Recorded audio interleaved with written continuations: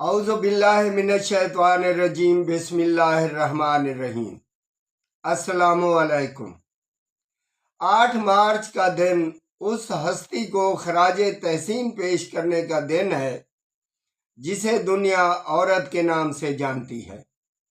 وہ عورت جو کبھی ماں بن کر محبت کی ٹھنڈی چھاؤں بن جاتی ہے تو کبھی بہن بن کر زندگی بھر دعاؤں کا حصار بنتی ہے، کبھی بیٹی بن کر گھر کی رونق بن جاتی ہے اور کبھی بیوی بن کر زندگی کی ساتھی بن جاتی ہے۔ عورت کی گود میں نسلیں پروان چڑھتی ہیں اور اس کی تربیت جس سے معاشرے بنتے اور سنورتے ہیں۔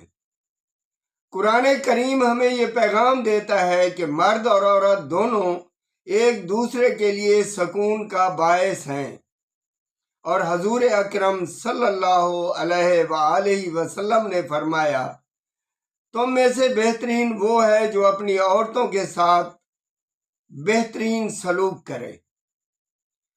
واقعی 8 مارچ خواتین کے عالمی دن پر ہمیں یہ سوچنا ہوگا کہ ہم کیا عورت کو اس کا مقام دے رہے ہیں جس کا درس ہمیں دین اسلام دیتا ہے۔ خواتین کا عالمی دن صرف تقاریر یا پیغام کا دن نہیں، بلکہ یہ عہد کرنے کا دن ہے کہ ہم عورت کو وہ مقام دیں گے جو اس کا بنیادی حق ہے۔ آئیے آج ہم یہ وعدہ کریں کہ ہم خواتین کے حقوق کا خیال رکھیں گے، کیونکہ جب عورت محفوظ، باوقار اور خوشحال ہوگی تو معاشرہ بھی مضبوط اور کامیاب ہوگا۔